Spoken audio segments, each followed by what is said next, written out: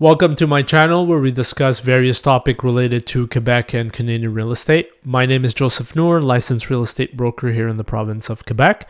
In today's episode, we are continuing our series on the topic of co-ownership, and more specifically, we're going to be deep diving into the contingency fund, a very important topic, so you want to stay tuned.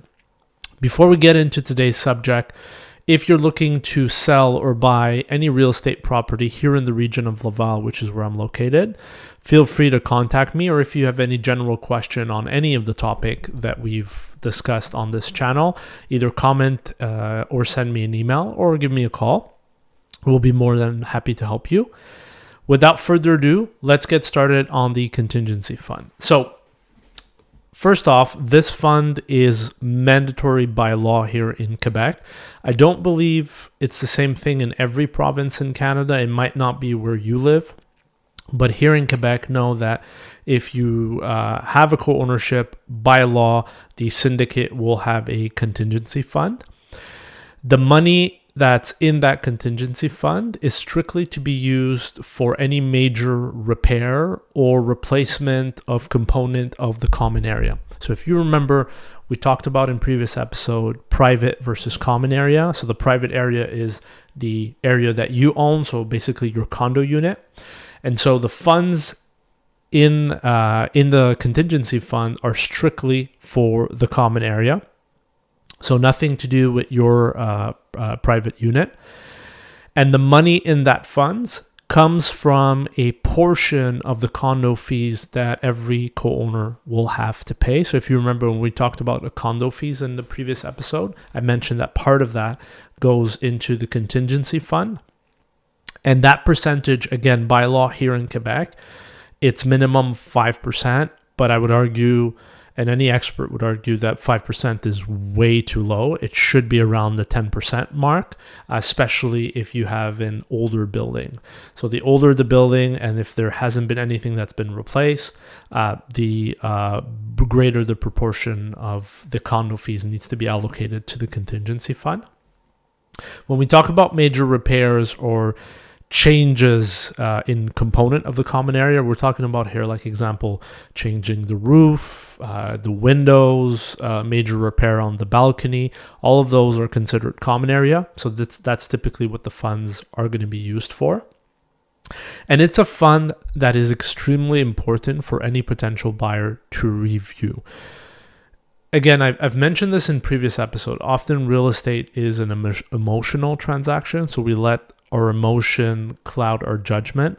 When you're looking to buy, and even if it's a single family home, the same rule apply. But if you're buying a co-ownership, you're basically buying a part in a building, right? So you're buying with other investors or homeowners.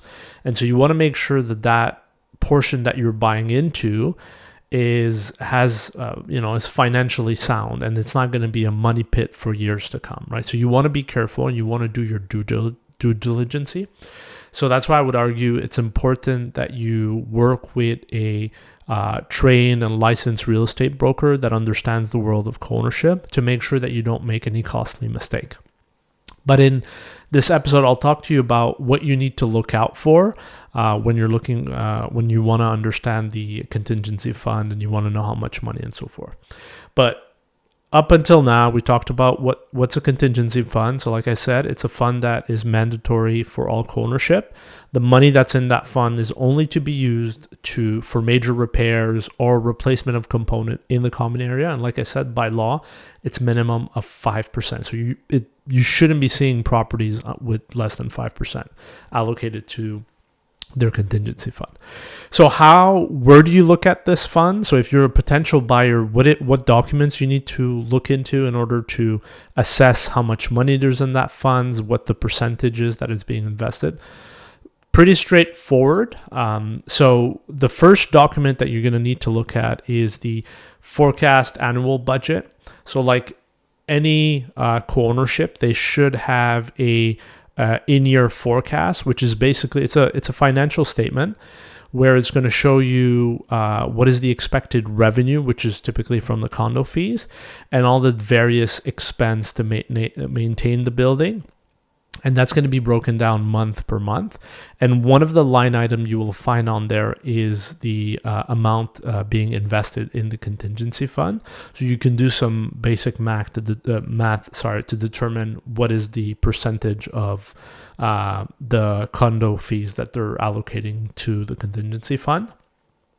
The other important statement that you need to look at are the actual financial statement that need to be drafted by a certified CPA. So that's very important. I will typically look at the last 3 years just to look at the progression.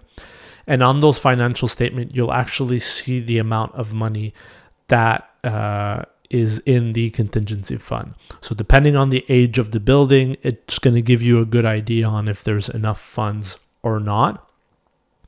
Also, you'll have to look into, have they done any major maintenance, right? So if the roof is still original and you're buying into a 30-year-old property, the windows are still original and there's not a lot of money in the contingency fund, that's usually a red flag. So you got to be careful.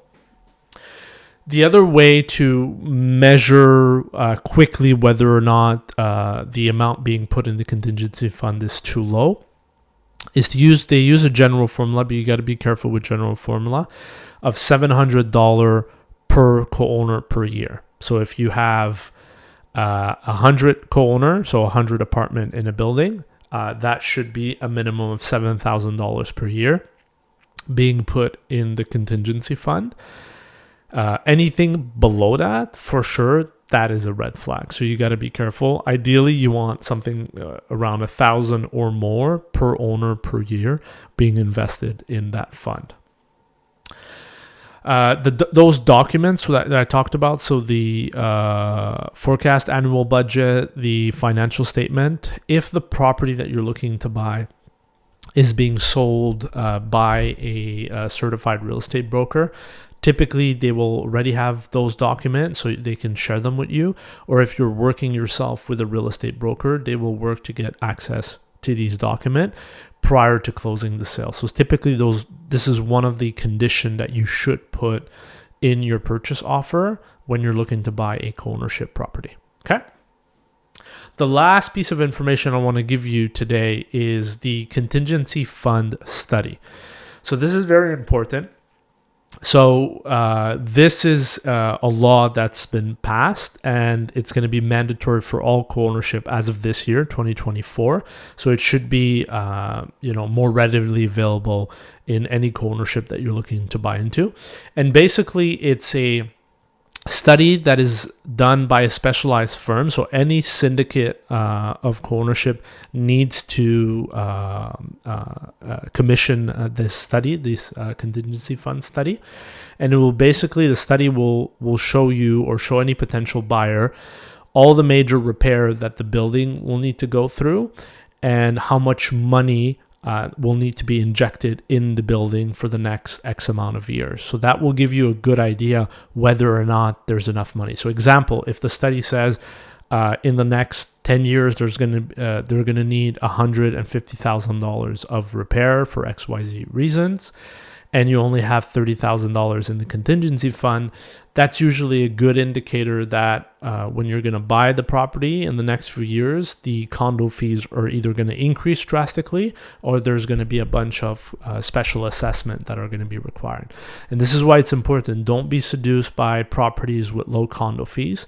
Typically, for many years in the past, co-owners were voting to keep the condo fees very low until they had to. And so it's not uncommon where you see co-owners, like condo property being sold with low condo fees, and then the new buyers is stuck with all these increases, right? So you got to be careful. So even if it's not mentioned in the condo meeting minutes explicitly that there's going to be increase in condo fees or special assessment, just by looking at the financial, you can get a good idea whether or not the condo fees are going to increase drastically.